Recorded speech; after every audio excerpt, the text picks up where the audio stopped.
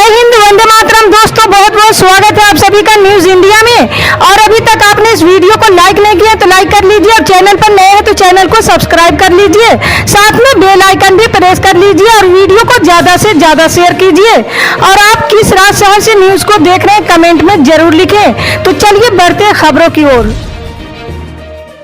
जी हां, आपको बता दें कि हिमाचल प्रदेश विधानसभा चुनाव के लिए प्रचार अभियान महज 2 दिन के बाद थम जाएगा, जिसके चलते राजनीतिक दलों ने अपनी अपनी पूरी ताकत झोंक रखी है। बीजेपी अपने सत्ता को बचाए रखने के लिए संघर्ष कर रही है, तो कांग्रेस सरकार में वापसी के लिए बेताब है। पहाड़ी राज्य में रास्ते जितने टेढ़े मेढ़े हैं, उससे कहीं ज्यादा कठिन राजनीति की डगर है। बीजेपी की सियासी राह में 3 मुश्किलें खड़ी हो गई है, जिसमें पार्टी के नेताओं की बगावत से लेकर हर 5 साल पर सत्ता परिवर्तन की रिवायत और सरकारी कर्मचारियों की बुढ़ापे का सहारा पुरानी पेंशन बहाल की मांग है। सत्ता परिवर्तन की रिवायत को देखते हुए कांग्रेस को अपनी वापसी की उम्मीद दिख रही है, तो बीजेपी की चिंता पैदा कर रही है। यही वजह है कि प्रियंका गांधी इस ट्रेंड को बरकरार रखने की अपील मतदाताओं से कर रही है। बीजेपी के लिए हिमाचल में सत्ता परिवर्तन की रिवायत ने मुश्किलें खड़ी कर रखी है, जिसके चलते अमित शाह से लेकर पीएम मोदी तक इस ट्रेंड को बदलने की लोगों से अपील कर रहे हैं। जी हां, आपको बता दें कि कांग्रेस नेता जयराम रमेश ने प्रधानमंत्री नरेंद्र मोदी पर हमला बोला है।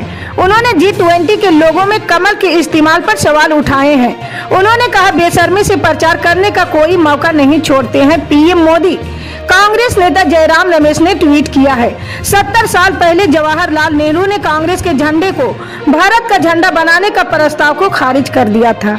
अब भारत के G20 के अध्यक्ष पद के लिए बीजेपी का चुनाव चिन्ह आधिकारिक लोगो बन गया है।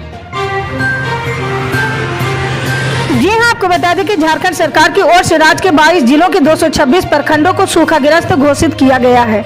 यहां राज्य सरकार अपने स्तर से सूखा राहत योजना चलाएगी। इसके तहत सूखा प्रभावित किसानों को 3500 रुपये अग्रिम सहायता के रूप में दिया जाएगा। गृह कारा एवं आपदा प्रबंधन विभाग ने अधिसूचना जारी कर दिया है। जी हां, आपको बता दें कि देश में सड़क निर्माण का कार्य बहुत तेजी से किया जा रहा है। देश के अधिकांश राज्यों में कई एक्सप्रेसवे का निर्माण हो चुका या निर्माण कराया जा रहा है, लेकिन बिहार को समर्पित अब तक भी एक्सप्रेसवे नहीं है। लेकिन बिहार को समर्पित पहला एक्सप्रेसवे जल्द ही लोगों के लिए हकीकत बनने वाला है। यहाँ जल्द ही 189 किलोमीटर लंबे आमस दरभंगा एक्सप्रेसवे का निर्माण शुरू होने जा रहा है। जी हां, आपको बता दें कि सुप्रीम कोर्ट ने सपा नेता आजम खान की रामपुर सदर सीट के लिए 10 नवंबर को जारी होने वाले उपचुनाव की अधिसूचना को 1 दिन के लिए रोक दिया। सुप्रीम कोर्ट ने सेशन कोर्ट को आदेश दिया है कि वे सजा के खिलाफ आजम खान की अपील पर गुरुवार यानी 10 नवंबर को सुनवाई करे और उसी दिन फैसला करे। कोर्ट के इस फैसले से रामपुर के उपचुनाव का भविष्य भी तय होगा, क्योंकि इस सजा के आधार पर आजम खान को आयोग घोषित करते हुए रामपुर सीट को रिक्त घोषित किया गया। तो सुप्रीम कोर्ट ने चुनाव आयोग से कहा है कि वे चाहे तो 11 नवंबर या उसके बाद किसी भी दिन रामपुर में उपचुनाव की घोषणा कर सकते हैं। जी हां, आपको बता दें कि पश्चिम बंगाल के मुख्यमंत्री ममता बनर्जी नदिया जिले के 3 दिवसीय दौरे पर हैं। इस दौरान उन्होंने राजनीतिक सभा करने के दौरान भाजपा पर कटाक्ष करते हुए कहा कि 2024 के लोकसभा चुनाव में भाजपा का सफाया निश्चित है। आम जनता चाहेगी तो तृणमूल कांग्रेस नदिया के लिए कुछ कर पाएगी। तृणमूल सरकार को पंचायत चुनाव के दौरान वो मौका मिलना चाहिए। भाजपा वोट के समय आती और उसके बाद जनता को भूल जाती। ऐसा पार्टी को सत्ता में रखने का कोई मतलब नहीं है। आप विधायक चुनते हैं, सांसद चुनते हैं, मतदान करके जिला परिषदों का चुनाव करते हैं, लेकिन जीतने के बाद आपकी तकलीफों को सुनने कोई नहीं आता है। जी हां, आपको बता दें कि गुजरात में एक बार फिर जनता के पास वो मौका आ चुका है। वो 5 साल के लिए सरकार का चुनाव करेगी। 27 साल से शासन चला रही भारतीय जनता पार्टी के अलावा कांग्रेस और आम आदमी पार्टी भी जनता दरबार में दावों और वादों का पिटारा लेकर पहुंच रही है। प्रदेश के 4.9 करोड़ मतदाता 1 और 5 दिसंबर को अपना फैसला ईवीएम में बटन दबाकर दर्ज करेंगे और 8 दिसंबर को फैसला सामने आएगा। चुनाव में किसकी जीत होगी और किसका हार होगा, इसको लेकर तरह तरह के समीकरणों की बात हो रही है।